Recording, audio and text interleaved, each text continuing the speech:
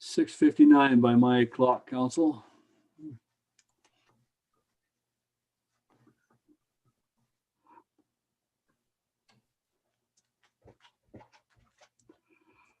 And just to give you a heads up, I'll be asking to reorder the agenda at the start of the meeting.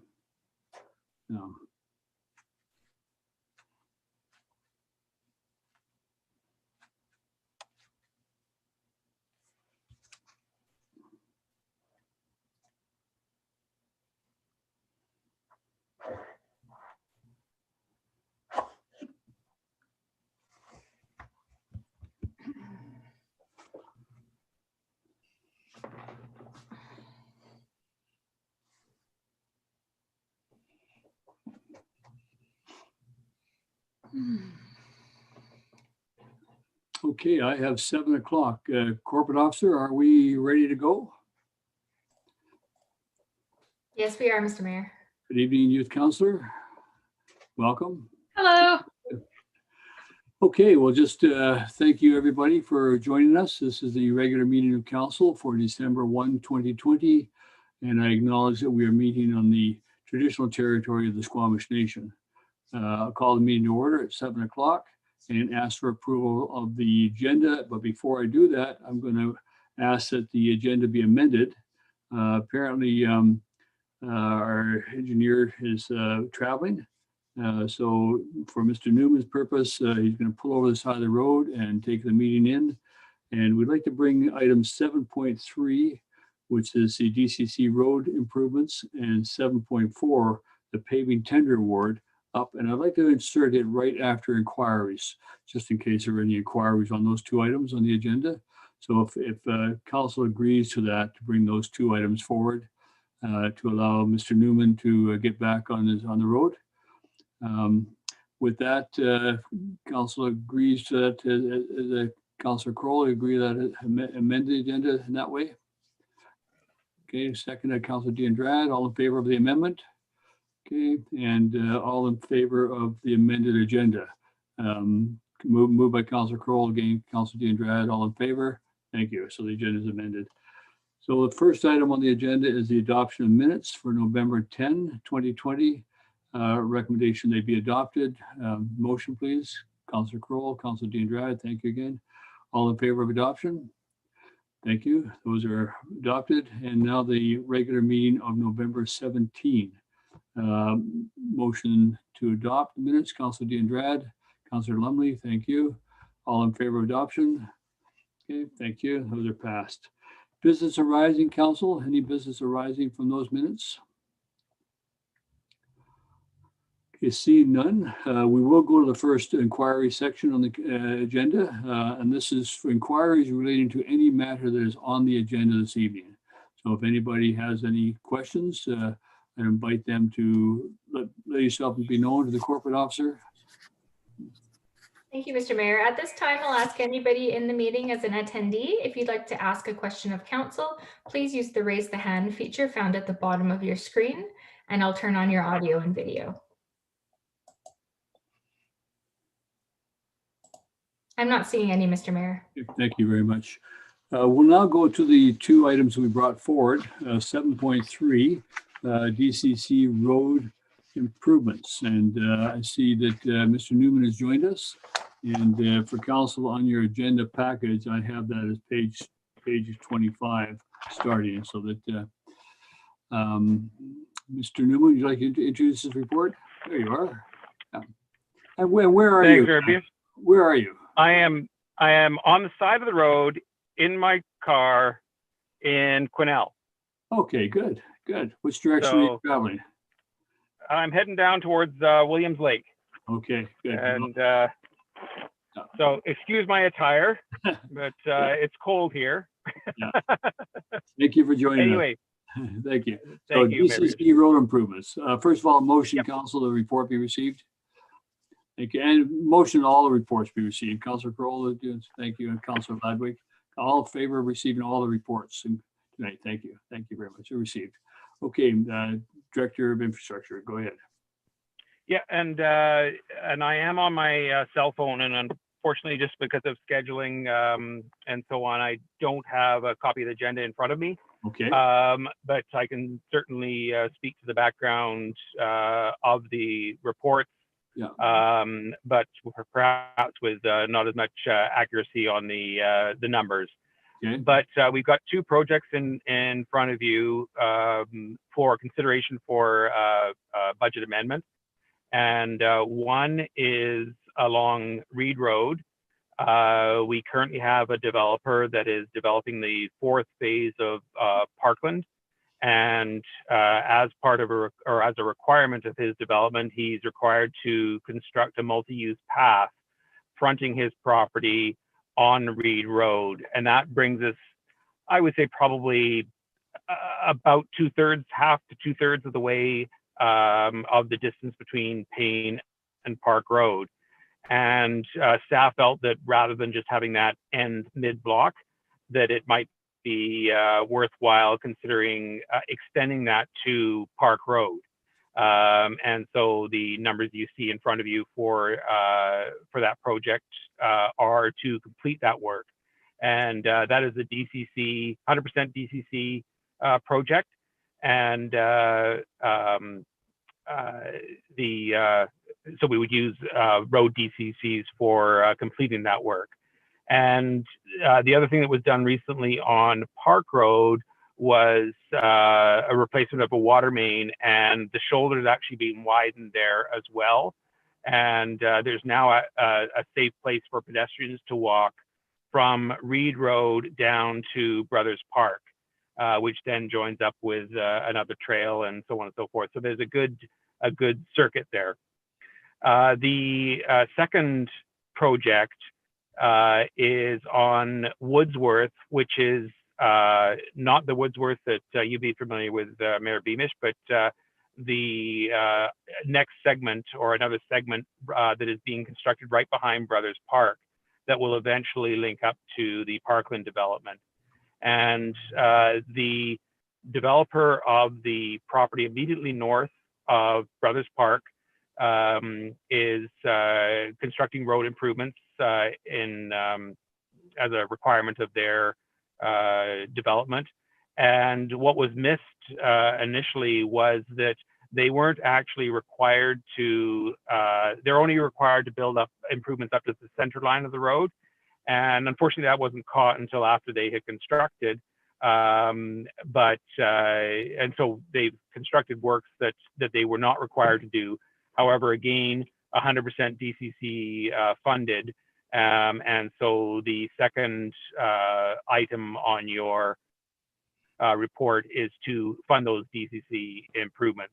And it actually makes a very nice completion there. And I'm not sure if you've been up there recently, but we've got a new alignment for Park Road, which should slow down vehicles. Eventually, that intersection will actually have a full-blown roundabout in there when it extends to the west. And again, 100% DCC credible or DCC fundable. And we've got a table in there that shows the next 5 years of expended or anticipated expenditures from the DCC fund, and we are in the black for all of those projects. So this doesn't affect our ability to fund any of the planned projects in the in our 5-year financial plan. So happy to take any questions that you might have on this matter. Council, questions? I have one, Mr. Newman. That is that on the layout plan that is on page 26 of the agenda, page 2 of your report, it shows Parkland Phase 4. It shows a dotted trail running on the north side, or the west, I guess the east, no, the north side of that project. No, that'd be the east side of that project, that connecting down through. Now, that the developer is still responsible to develop that one, is he? On Parkland, you mean? On Parkland, yeah. Running from Reed Road to Woodsworth, and then it connects to the trail that runs beyond. Exactly. And so that'll be going past the current tennis courts and linking up to Reed Road. So that's going to be another nice circuit for pedestrians and cyclists. And the developer will develop that one. Correct. Okay, good, thank you. Okay, good, thank you. Okay, council, what's your wishes? Councillor Crowell? I'd like to move the proposal as presented. Okay, do we have a seconder? Councillor Lumley. Further discussion, council? Councillor Ludwig, go ahead. I'm kind of just curious why we thought the developer on Park Road needed to do road improvements on Woodworth. Like, how did we end up there? Was that a calculation? No, it's, I mean, looking back on it, trying to figure out, where it was missed. So typically a developer is required to, or they're responsible for frontage improvements to the center line of the road. But in this case, this was a new dedication. And so the developer was dedicating the road the road corridor, the land itself. And I think the road improvements just got rolled into that way of thinking that he was dedicating the road and constructing the road. And then, I suspect that is why it was missed, because that's something that, that we're well aware of. And I think because it was a new section of road, we just missed that in our thinking. So he did construct the full road at that point, and we're just repaying that. Well, with the exception of, so he's, because it wasn't necessary, he hasn't built the sidewalk or the paved bike lane on that side, nor will he be installing the streetlights at this time. Okay. He can, but I don't really see the urgency for any of those items at this point. Thank you. And that will eventually link through to Sunnycrest Road. That's correct. Perhaps beyond, yeah. Yeah. Was it seconded? Yes, Councillor Lumley seconded, I believe. Further questions? Okay, I'll call the question. All in favor? Okay, good. Thank you, Mr. Newman. Your second report is paving tender award. And that was one, council, that came out later and part of the package now. Mr. Newman, go ahead. Now, first of all, I want to say that thank you for the report, and thank you for including the comparative costs for the other tenders. You may be aware that it's an issue I brought up in the regional district where they only would provide the one cost. Right. And we've asked for transparency on this, and this is the type of thing, and the report from the engineer who did the assessment, that's valuable for us to see that to see who the other tenders were and the amount. So thank you for doing that. Yeah, you bet. And that is something we do try and do, because it's important, for you to know where they fall in relationship to others, which sometimes can raise questions as to why someone was that high or that low. So I don't know how closely you've looked at these numbers, but they are actually quite interesting, because the low tender was low by $3,000 on a $440,000 project, and yet the third one was more than double. So we've got two very, very close together, and then the other one was quite a bit more. So it's a local contractor that was the low tender at it was 441 plus change with GST included. And that is to do work on Arbutus Reach, Prowse Road, and North Fletcher. And those roads were part of this program for two reasons. One, we replaced infrastructure under those roads, which we do try and coordinate anyway to make sure that we're taking care of infrastructure underneath roads that need to be repaved. And then also on North Fletcher itself is going to become part of our downhill bike route from Upper Gibsons to Lower Gibsons. And so we're looking at repaving North Fletcher as well, which will give us a smooth ride for the cyclists. So those three projects, there's roughly $325,000 that will be funded directly from the road repaving budget. And then the balance will be from the appropriate utility contracts or projects, GLs. So some will be funded from the water main replacements, and some will be funded from the Prowse Road lift station, where they put in a new force main along Prowse Road. The contractor at a minimum has committed, recognizing that weather may play a part, to do Arbutus, because we had the water main replaced there and the road's fairly rough. And on top of that, they have, there's been concerns about flooding in the past. And so they're committed to doing Arbutus Reach this year. However, recognizing that we're a little bit later on our tender, we've extended the deadline for substantial completion on those two projects until March 31st, 2021. They are game to do the work should the weather permit, but extending the deadline for Prowse and North Fletcher gives a little bit of latitude. I was encouraged this time around to attract some numbers off the coast. I think it's great to be supporting the local businesses. However, we're also looking to get that competitive process going, and we have actually got some fairly competitive pricing there. For whatever reason, the asphalt market out there is pretty hot right now, and so we've got some pretty low prices on asphalt for this. So my recommendation is there to award this to BA Blacktop. We worked with them lots of times in the past, and they're a very competent contractor. Thank you. Thank you, Mr. Newman. Council, the report's being received. Any discussion, Council? Councillor Kroll? Thank you, Mayor Beamish. Mr. Newman, I'm just wondering, in the stretch of North Fletcher between Corlett and School Road, it's narrow. The North Fletcher sort of chokes to a little, almost single lane. It's and I'm just wondering how that stretch is going to accommodate a bike lane, or are we going to receive a separate report on how that's going to be done? I can give you a teaser, but yes, we will be reporting back to you on that. But the idea is that there's actually enough room to do advisory bike lanes on there, on that one short section, which are the, if you recall from Shaw Road, they're the dashed lines.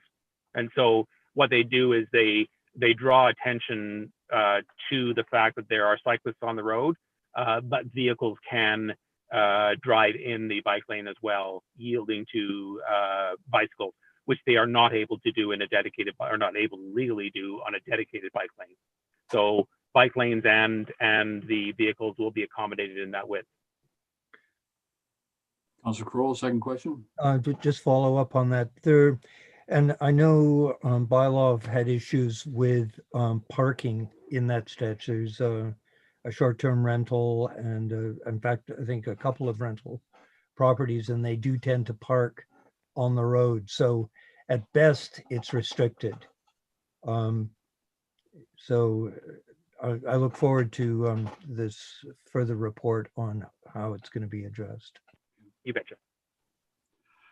Mr. Newman, I have a question, and that is that residents along that stretch have asked for traffic calming. Yep. What do you propose for that? Well, we're currently working on, initially the idea is to put in speed cushions. And so at a very minimum, that is what's going to be going in. I'm currently working on another idea as well to see if we can work into budget, but I'd rather not say at this point because it's just too early in the stage. But at minimum, we will have speed cushions that we have similar to South Fletcher and on Franklin Road. And the reason we use those is because rather than the full speed humps or speed bumps, is that the emergency vehicles can navigate those without slowing significantly. And will those be done at the same time the paving's done? Correct. Yeah, good, thank you. Yeah. Councillors, I see no further questions. Somebody care to move it? Yeah. Councillor Kroll, you moving? And Councillor D'Andrade seconded. All in favor? Okay. Thank you, Mr. Newman. You may get back on the road and Thank you. enjoy the rest of your evening. Thanks very much. Good Thank luck you with the rest of the for meeting. joining us. Thank you. Okay, we'll now move to item 6 of the agenda, which is committee reports. And the first is the recommendation that the committee of the whole minutes of November 17 be received. Somebody move those, Councillor Kroll, thank you. And seconded by Councillor Ladwig, thank you. Discussion, seeing none, all in favor? Thank you. And then the Planning and Development Committee minutes of December the 1st. Now, these are 2 items that came out of the meeting today, and the resolution was to move them to council. The first item is the development permit for form and character for 741 Hillcrest Road. And recommendations that DP 2020-10 for a 20-unit townhouse development at 741 Hillcrest Road be authorized, and that a mature landscaping, i.e. of reasonable size and width, or a fence be installed along the east side of the development to address issues of light spill and safety. Councilor, if you wish, Councilor Kroll, you moving that? Seconded by Councilor D'Andrade. Thank you. Any discussion, council? Seeing none, all in favor? Thank you. Thank you very much. And the next is 6.2.2, development variance and development permit for form and character for a garden suite at 317 Headlands Road. And the recommendation of the Planning and Development Committee recommends council notify neighbors of the requested variances for the proposed garden suite at 317 Headlands Road. Councilor Kroll, you moving that? Thank you. Seconded by Councilor Ladwig. Discussion, council? Councilor Kroll? I've received in the 40 years I've lived in Gibsons some development permit application notices, and I don't know, they tend to be a little I guess as dictated by the Municipal Act, not that easy to follow. And I think, you know, the variance that's being asked for here is not, you know, there is good reason for it. The fact that the unit is being built on top of an existing building and to utilize, you know, maximize the footprint and facilitate parking and storage, it sort of makes sense at what they're doing and why. I don't know if it can be explained in a easier manner for neighbors, because, you know, when I've looked at these things in the past, it might as well be written in Greek. Greek was not one of my more fluent subjects, so I don't know. It's just part of the transparency in dealing with the community, in sort of making these things a little simpler to deal with. So I don't know if the planning department has a means of making that sort of thing happen, but I would just like to invite the opportunity to exercise it if it is possible. Thank you very much for that. And I don't, so there's the Director of Planning there with us now. Thank you. Welcome. Yes, your response. Yeah. Thank you. Thank you for those comments. And I completely agree. They're very boring letters. We do have to follow the legislated requirements in those letters, but we'll run it by our communications coordinator to see if she can soften it or make it a little bit more interesting. Yeah. But point taken. Thank you. No, I just would appreciate it. It's you know, it just helps people understand what's going on in their neighborhood, because, you know, a lot of times people ignore them because they don't understand them, and then when suddenly something happens, it's, you know, it sort of is irritating for people. So would appreciate anything you're able to do. Sure. Thank you. So catch me up. Was that moved and seconded yet? Not yet. No, somebody care to move it? Councillor Ladwig, Councillor D'Andrade, thank you. All in favor? Any further discussion first? No. All in favor? Thank you. Getting ahead of everybody. Thank you. Okay.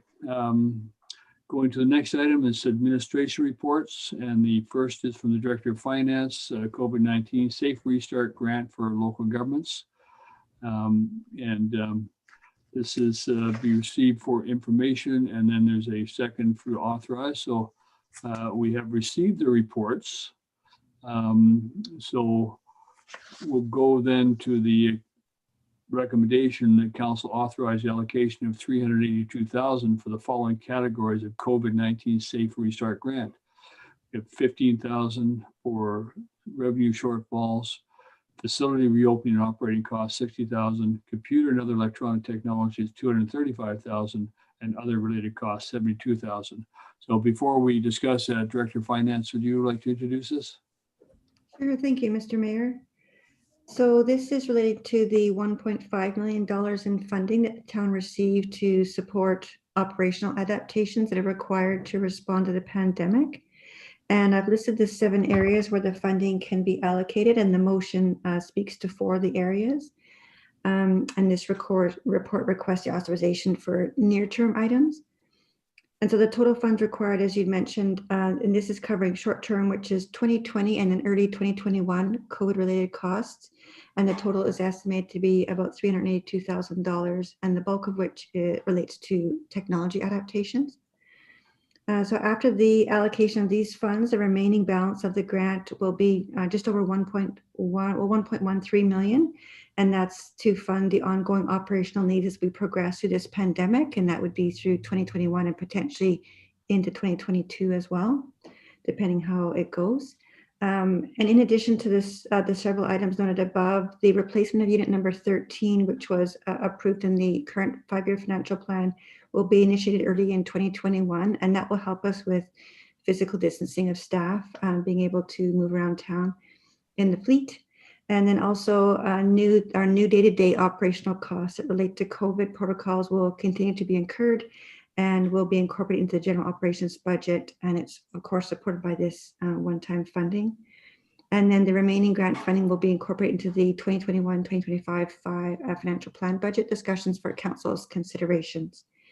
Thank you. Thank you very much for that. Council, do you have any questions regarding this? Do you understand where we are with this?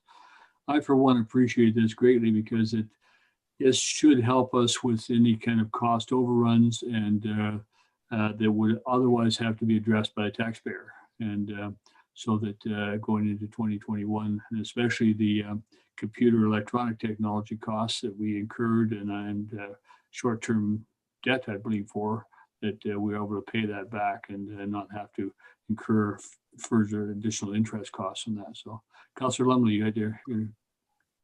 Yeah, I'm just curious. Do any of these, like the computer costs, which are quite substantial, do any of these address some of the items that we weren't able to address in our budget earlier this year? Like, are we? I mean, yeah. I'm just wondering if some of those that like $250,000 is addressing some other computer needs we had at the same time. I can't imagine it's like a $250,000 upgrade for COVID in computers. I mean, I'm not a computer genius or anything, but it seems like a lot of money. I'm hoping that some of that's correcting some of the areas that we needed to correct when we couldn't afford to in the earlier part of the year. So that was my question. Director of Finance, Corporate Officer. Yes. So the computer costing, it relates to the original IT upgrades that were required that Mayor Beamish mentioned that council had approved through short-term debt, because that was basically our main funding source for that. So this is definitely a welcome receipt of this grant. The other part of it relates to further IT upgrades that are required to help us with connectivity and to facilitate remote working requirements. And also we're looking at a phone system upgrade, which will help because that has been a limitation as well. And there's also some software in there as well. So it's ongoing, and our needs, we've gotten part of the way, but as we're going through the pandemic, we're finding some of our needs are changing. So if the corporate officer wants to elaborate, but that's the information I can provide. Thank you, Director of Finance. That pretty much sums it up. So the original ask that came to council was part of a project that we had been regularly planning to do to replace some of our outdated equipment within the office. But with COVID affecting our operations, we moved up the project. As you remember, it received pre-budget approval so that we could get some new devices into Town Hall and have our employees successfully working from home. But that project by no means addressed all of our needs. It was just the most crucial needs. And so this goes a little bit further to help us be more fully connected with those who are working remotely. As the Director of Finance mentioned, it addresses our phone system, which has some limitations for people working remotely, and then some more mobile tech options. Because what we did back in March was quite literally send desktop computers home with our staff. And so this just gives us a little bit more flexibility. Thank you. Question I have is the $60,000 software upgrade that the Director of Finance were looking for. Have we addressed that yet? We did set that one aside as well. The software upgrade is in there. It's actually budgeted at $23,000, and that was approved with taxation funding for early 2021. So I've included it in here. Same timeline, but now this grant will be able to fund that, and it'll help us with being able to provide more virtual communications during the budget process. It will take some time to get implemented, but I'll get working on it early in the new year. Good. Okay, thank you. Council, have any other questions? Seeing none, would somebody care to move the recommendation? Councillor Crowell, thank you. Councillor D'Andrade, thank you. All in favor? Okay. Thank you very much. And thank you very much, Director of Finance. You're welcome. And we'll put you on the spot again for 2021-25 financial plan process and proposed timing. Great, thank you very much. So the purpose of this report is to provide council with a proposed timeline for the upcoming 2021-2025 financial plan process. I wanted to bring this information to you now so you're aware of the proposed planning, and also provide an opportunity for some input if council has any requests for some timing. So historically, the 5-year financial plan discussions have begun early in the new year, and that's to meet the statutory deadlines. And the proposed timeline for these 2021 discussions is consistent with prior years. So I have a draft outline on page 2 of my report, and I've highlighted in green the meetings where the bylaw readings and or adoption is scheduled in order to meet the final deadlines. So basically work backwards and make sure we hit those deadlines. There is, of course, flexibility in the dates as council progresses if we need to change, but I wanted to provide an overall framework so you can see the timing of it. Public consultation is a key component to the budget process, and it's available and encouraged at each of the budget meetings throughout the process. And there's additional consultation provided in the final stages with a high-level overview of the plan is provided at that time. So at this time, I just wanted to bring this to council's attention and look for any comments or suggestions that are welcome. Thank you. Okay, thank you. Now, I had asked that we go out to the public at this time and ask if they have any suggestions or ideas for the project for the 2021 budget or 2022 budget or beyond. We have one community association, but we have other organizations in the town that may be interested in putting forward some ideas individually or as organizations. The response was that we were going to put probably a postcard type information out relative to the strategic plan review that we just completed, and also include on that an invitation for people to submit ideas for the 2021 and beyond budget. So that I don't know, Director of Finance, if you're involved in that or CAO. I understand that is going to happen. Can you tell me the timing on that? I would defer to the Director of Finance here. I defer to the Director of Corporate Officer for this one. Thank you. Thank you. Thank you, Mr. Mayor. We do have a plan. Our communications coordinator is putting that together to go out in a postcard to advise the residents of the town, and then there'll be a survey that they can contribute to should they have any ideas. And I believe that is in the works this week, but I don't have an exact timeline for you, but I can get that. Thank you very much. Thank you. Thank you. Yeah, that's just useful for us to make sure that the community is consulted at the beginning of the process, as opposed to receiving a draft of something that they haven't had any input into. I appreciate that. Now I'll go to Councilor DeAndrade, then Councilor Kroll.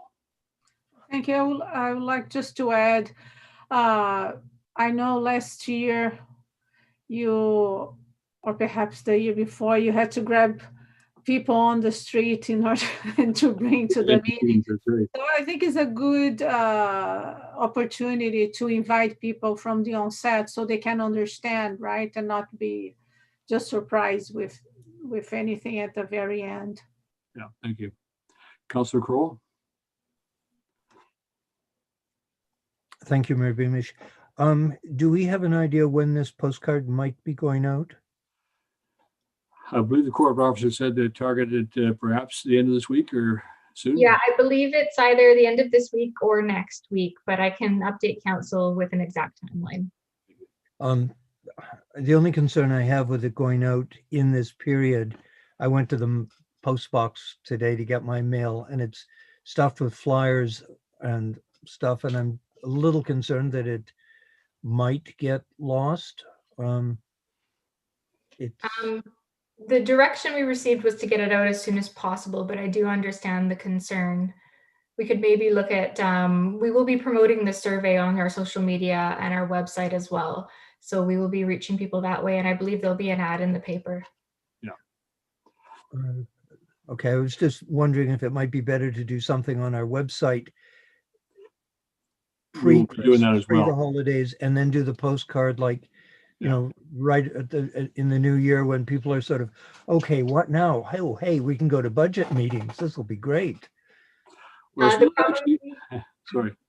I'm sorry, Mr. Mayor. Yeah, it's not actually an invitation to come to budget meetings. It's an invitation to have input into the budget with ideas that we can put on the agenda. So that was the idea. Of what I was intending. Yeah, thanks. Yeah.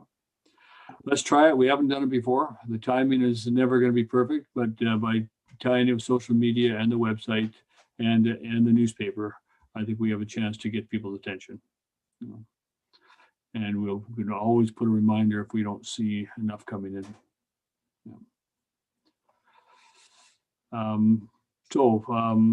The recommendation is that well, it be received for information, and we have already received this report in our earlier resolution. So, Director of Finance, thank you very much. Thank you. Thank you. And we've done 7.3 is done, and 7.4 is done. So we now go to 8 council reports. So I'll invite council to take a moment and to give us some kind of a sense of what's been happening in your worlds. Councillor Grenard. Thank you very much. So I guess this is just a nice way to kick off December. The leadership class at Elphinstone, today was the first day that we started the annual food drive, and we do it all throughout not just like from Roberts Creek through Gibsons, and we hand out bags and collect food, and I think we're collecting food from the community. Anyone who doesn't receive bags can drop off food on December 8th in the evenings at Elphinstone. So cool. Thought I'd put that out there. Yeah. Thank you. Are you doing also with the working with the food bank at one of the churches? Yeah. I have not. I'm in the Interact Club, as you know, and we've been doing a lot of volunteering at the food bank. I haven't actually had the chance to go work there yet, but there has been lots of volunteers working there. Thank you. Okay, thank you for that. Councillor Kroll. Thank you, Mayor Beamish. One of the things I would like to acknowledge at this point is if you look in the gallery, there is a very familiar name missing, and that's Sean Eckford. He retired on Friday from Coast Reporter, and I would just like to acknowledge the wonderful service that he's given to the community. He's been a great advocate for a lot of great causes on the coast, and kudos to him for the endless meetings that he has sat through and reported on, and I would just like to take the opportunity to, in his retirement, to wish him the very best. There was an ad in this past Friday's Coast Reporter from elected officials acknowledging his contributions to the political process on the Sunshine Coast. So I would just like to reinforce that, and hopefully we'll be, Connie must be very lonely out there in attendee land without Sean. A couple other things. There's been a webpage launched for the Christmas dinner, which traditionally has been hosted by the churches in the community. It's slated for December 20th at the Gibsons Legion this year. It's going to be more of a pickup drive-through event, so the Legion sort of facilitates that a little easier than the traditional St. Mary's Church. There is a web page up for the event, and if there are any people in the community that you're aware of that are in need or would appreciate the event, it's December 20th from 3 to 6 at the Gibsons Legion. And these events have become, people just sort of think, oh, great, an event, but they're becoming increasingly difficult. Everything has to be approved with through Coastal Health. So, they've been very supportive. The other event that's happening this weekend is the traditional Elves Club Crash the Coast. And it was really difficult to get that sort of through because of, how do you interact with people as we traditionally have in the past. So it's this Saturday from, and I'm sort of reluctant to even tell people when it is because they might try and avoid it to save having to put their hand in their pocket. But last year we raised $26,000 for the Elves Club. And this year I can only anticipate that the need is greater. So, please, visit the ATM early on Saturday morning so when you get caught, you can be generous. And that's about it for me for now. Oh, one other just quick thing. The Director of Finance commented on my ribbon. Today is World AIDS Day. Another pandemic which took 42 million people and is still taking lives today. COVID right now is at 1.4 million people worldwide. So it's, it's just another pandemic. And there still is no real cure. There's treatment, there's things that can be done to help mitigate it, but it's still very much with us. When you think of 42 million people, that's more than the population of this country. So again, something that people need to be aware of. Thank you for bringing our attention to that, Councillor Kroll. Thank you. Other councillors? Let me throw some out. I'm going to piggyback on the Christmas dinner. And just to let you know, there is a small group of us, Councillor Kroll included, myself, Daryl Pilgrim from Salvation Army, Heather Geel, Ken McKenzie are planning this dinner. And so that there's a number of roles to play. We will be going out looking for volunteers because there's, in terms of, we're anticipating 300 dinners. It could be more. The interesting thing is the high school culinary class is going to be cooking all the food, and they've agreed to do that. You will have a recognizable Santa Claus there with gifts for the kids. And if anybody has any wishes to donate a wrapped gift for a child, please let me know. You can put it in my office here and just mark on it with the age group and the sex, just so that it doesn't go to the Barbie doll doesn't go to the wrong person, and well, I guess no wrong persons anymore for these things, but just, you know what I mean anyway. So that, so we're gathering gifts. I prefer them wrapped. Otherwise, Heather and I got a lot of wrapping to do. And the idea is that people will be able to register for the dinner. so we know how many are coming, but also register their children. And so there will be a gift waiting for their children. And if we know in advance, the name will be on that gift, so it won't hold things up and people won't be confined in that space. Or the parent can come in and collect the dinners and collect a bag of the gifts and go home. So that's the plan this year. So please let us know. And if you are looking for something to volunteer for and you feel that's in your wheelhouse, there'll be lots of roles to play, serving food, parking attendants, keeping people 6 feet apart, telling jokes to people standing in line. All those things need to be done so that we're looking for all the help that we can get on that. So there will be advertising. Heather Gill has done some great signage for that, and you'll see some signs going up shortly. In addition, Councillor Kroll and I attended the Sunshine Coast CAT meeting, community advisory team meeting earlier on or late last month. Lots of issues there. Megan Burrows, who's the coordinator for that, she's leaving us at the end of December. And so they are advertising for a new coordinator. Megan's done a fantastic job in that role, and she'll be greatly missed. I've attended several SCRD meetings for infrastructure, for the administration, and for the board meetings, and so that they've been done. We have a weekly or bi-weekly Zoom meeting with our MP and MLA. I was able to congratulate Nicholas Simons on his appointment to the cabinet this past week, and that was great to see. We also had a Zoom meeting with the Cadet Regional District talking about common issues of transportation and issues with highways through our community.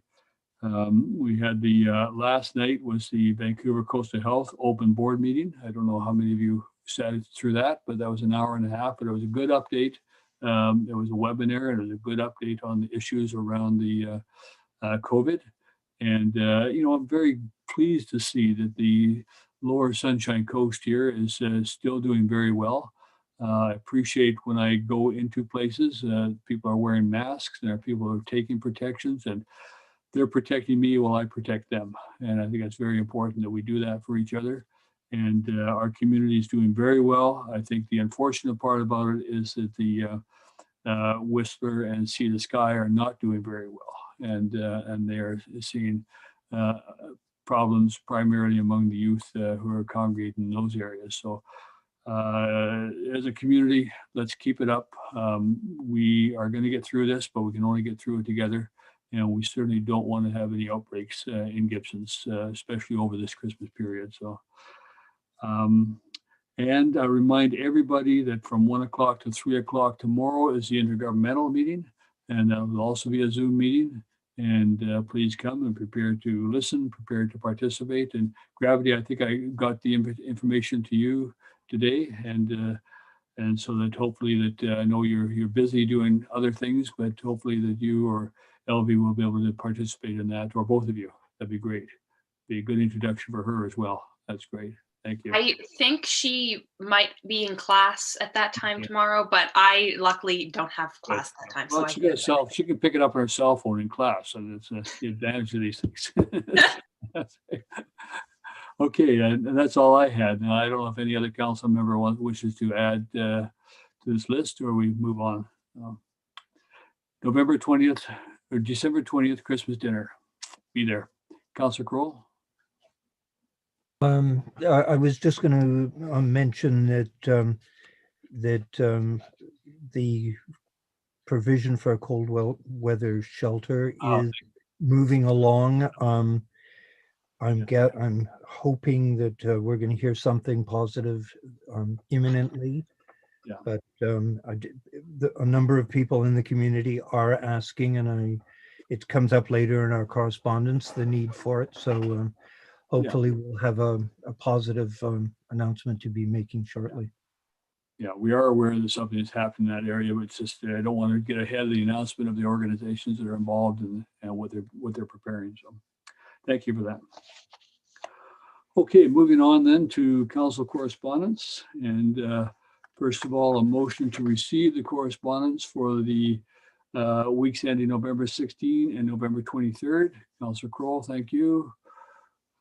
Councillor Ladwig, thank you. Arising from those, Council, there is a very large portion of that that was submitted by Mr. Beaver, and I believe that you're aware that CAO is preparing a response to his information, so that we'll await the CAO's response and analysis of that information for us. So otherwise, Council, are there other matters you'd like to bring ahead? Councillor Kroll? Mayor Beamish, in the week of November 16th, there's a letter from Jack Nyron, Canadian Coast Guard Environmental Response, inquiring about the possibility of having a local spill response unit based in the area. Personally, I think it would be a great thing, just reading his initial correspondence. Obviously, there's a lot of things to look into, but you know, there have been spills in the area with the sort of heavy industry at the north end of Howe Sound. There is a potential for spill. We had a fire here in Gibsons Harbor a few years ago, and one of the things that was immediately you know, acknowledged was dealing with the spills related to that fire. You know, we used every single boom we could possibly find, and we're not able to contain it. And so I think if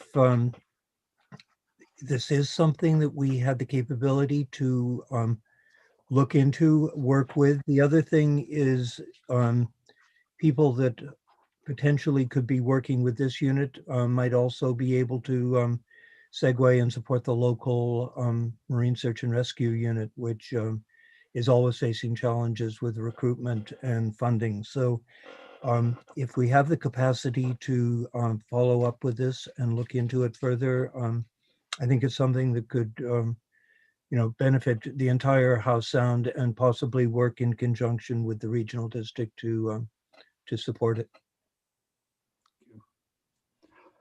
Director of Planning? Thank you, Mayor.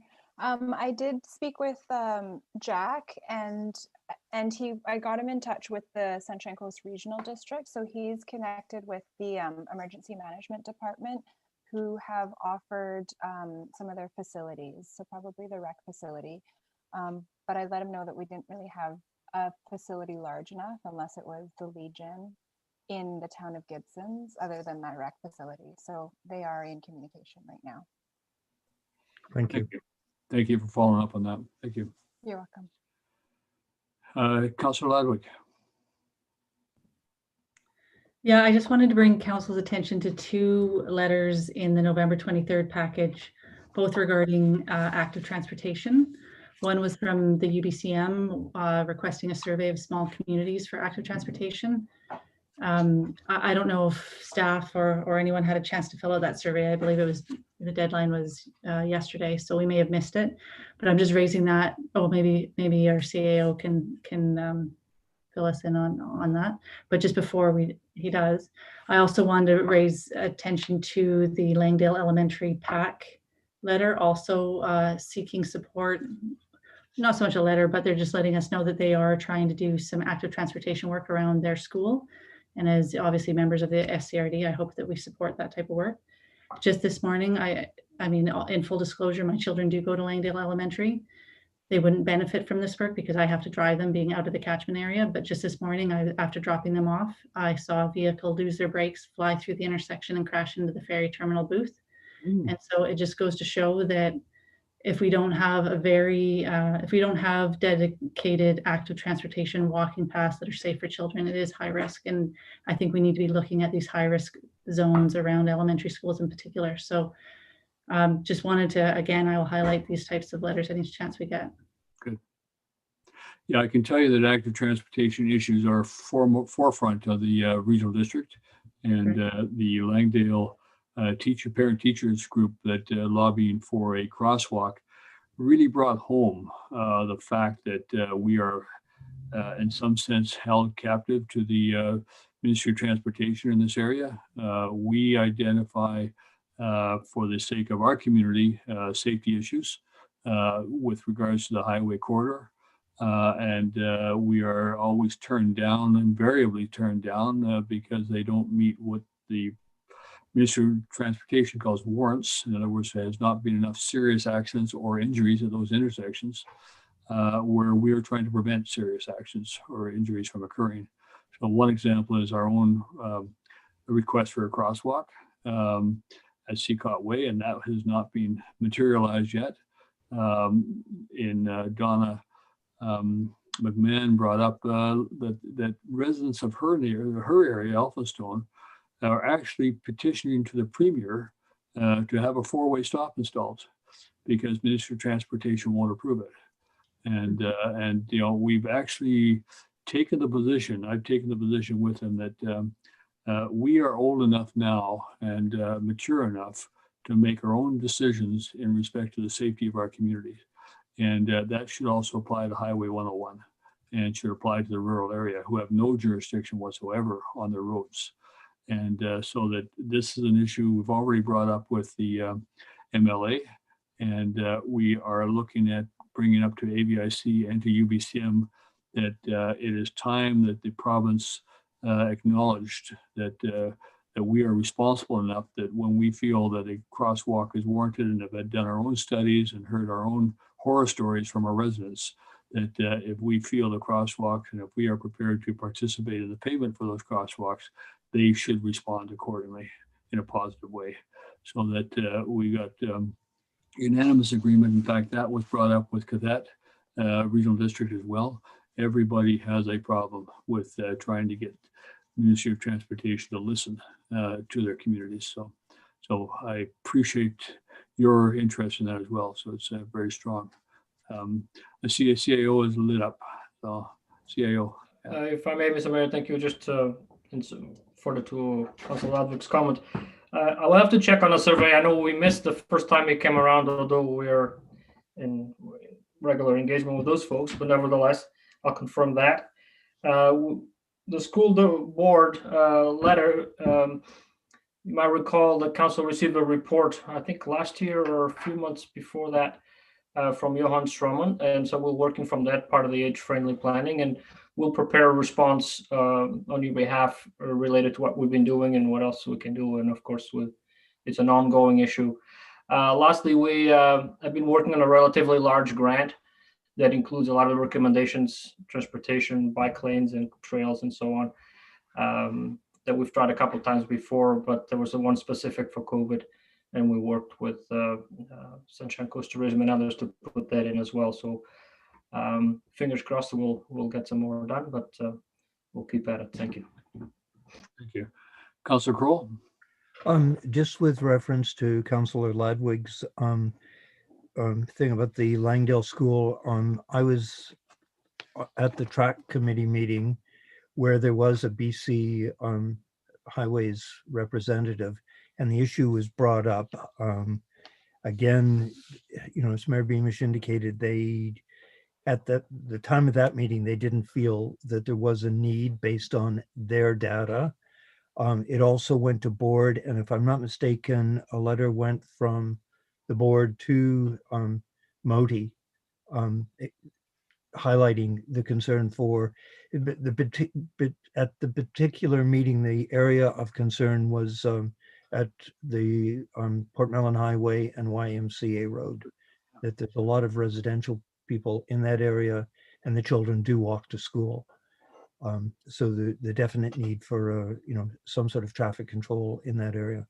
But a letter did go to both the Department of Highways and the Minister of Transport from the Regional District Board.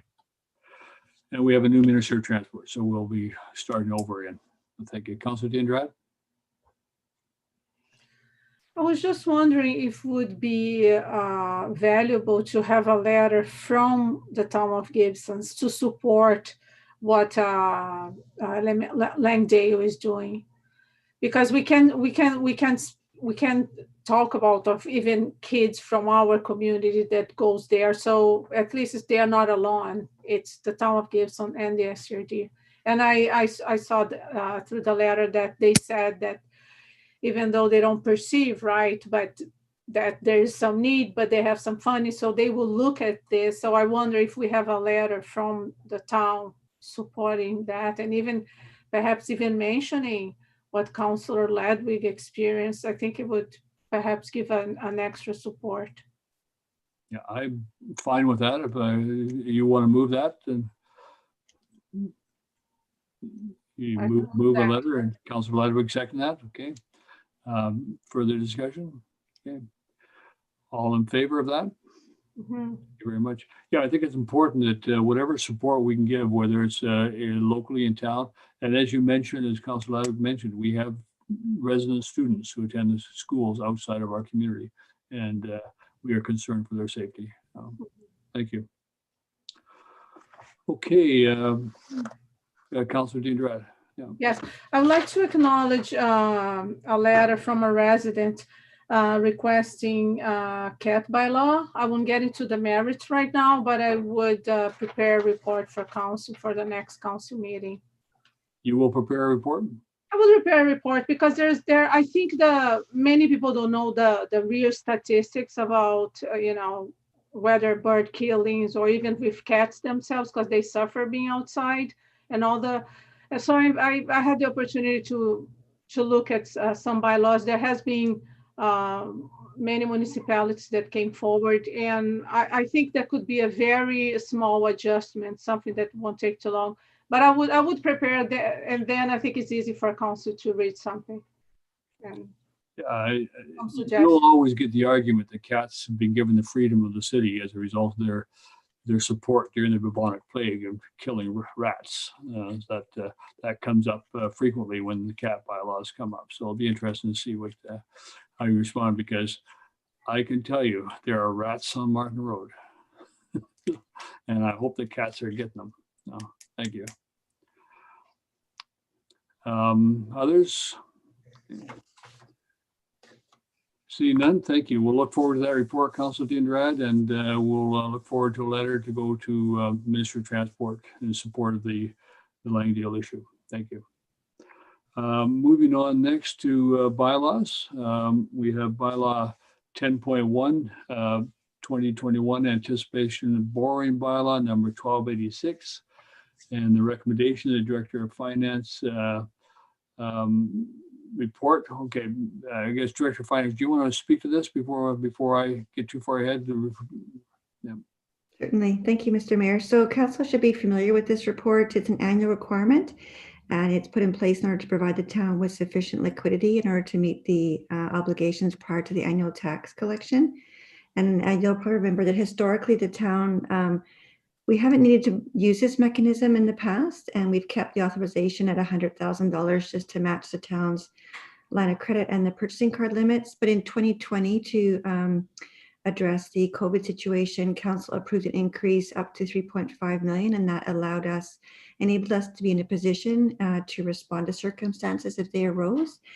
Given that we're still in the pandemic, I'm requesting that the limit stay at 3.5 million as a result of the continuing pandemic, and that will just give us some flexibility in case something comes up that we're not prepared for.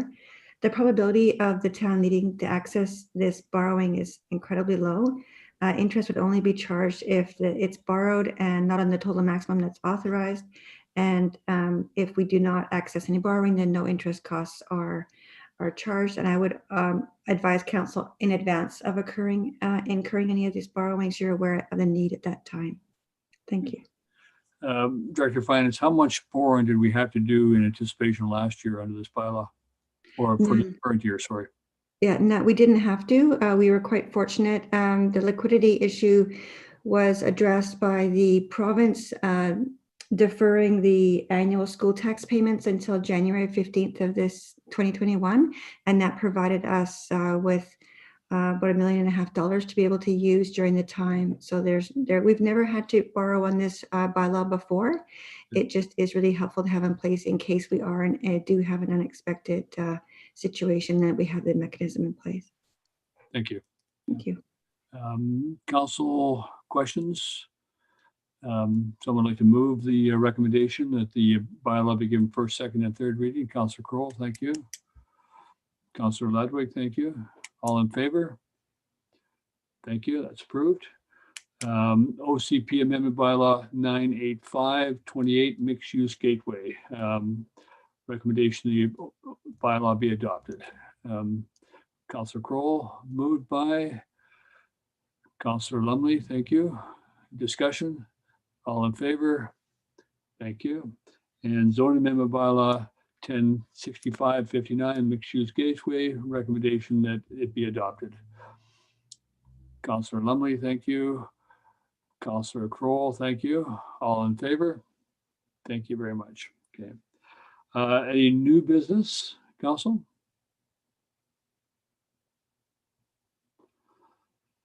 Notice of motion, Councillor Kroll. Thank you, Mayor Beamish. At the sort of evaluation of the Planning and Development Committee, it was decided that what we want to do is have a look at different options. So, and it's sort of multi-purpose. One, if we go to a slightly different format, it might allow us to introduce items to the community before they sort of get into the works and people say, hey, wait a minute, I didn't know about it. It gives another opportunity to sort of inform the community of projects coming down the line. So the recommendation is that staff bring back a report to council outlining the current structure of the Planning Development Committee and presenting an alternative structure that narrows the scope, increases community and professional input, and provides the Director of Planning and Council with advice on design, merits of plans supporting official community plans, rezoning, form and character, and development applications. And, you know, we've had two professionals on the committee who a lot of times have been hit with stuff that was not relevant to their expertise. So the hope is that we perhaps can get a few specialists in different areas on the committee and bring them to meetings where items of their expertise would be valuable. And so some of the stuff where we've sort of gotten into the weeds in the past could literally be dealt with by the committee of the whole. So I am hoping that someone will second this so we can proceed and look at sort of an amended planning tool. Okay, thank you, Councillor Kroll. Is somebody prepared to second the motion? Councillor Ludwig, thank you. Discussion, Councillor Lumley. Yeah, is David, is this a long way of saying bring back the APC? Is that like, is that because I completely agree with you. If that's the means to the end, I think that worked out. If we could hear from Councillor Ladwig as well, because she served on it, I'd like to hear her comments. But having information filter through professionals that know way more than I do, and then being able to rationalize that information as a counselor, I think I enjoyed reading those reports. It gave me so many insights to discussing it in council and in the committee of the whole. So anyway, comments would be greatly appreciated.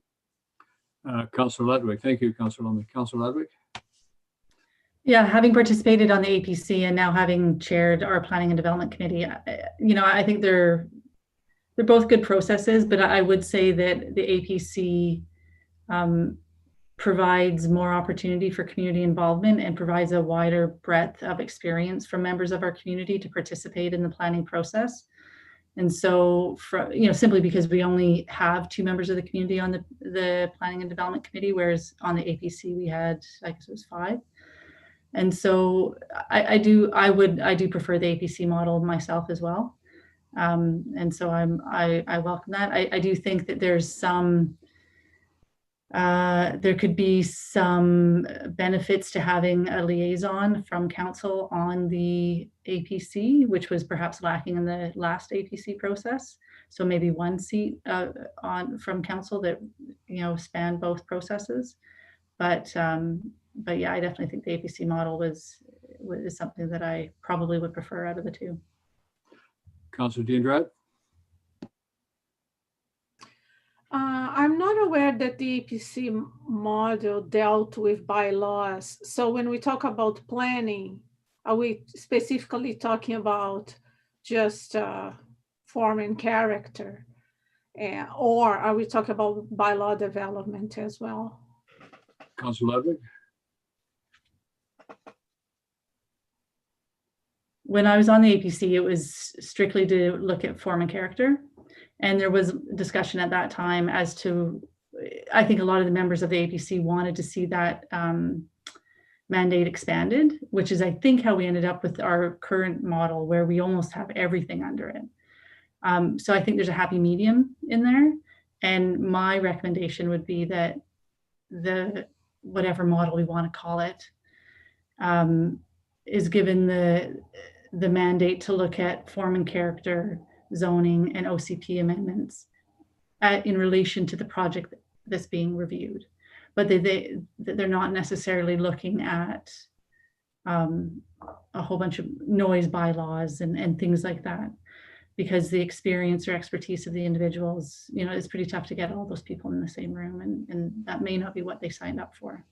So I think if we can stick to development and stick to form and character, zoning, and OCP amendments, I think that's a nice breadth of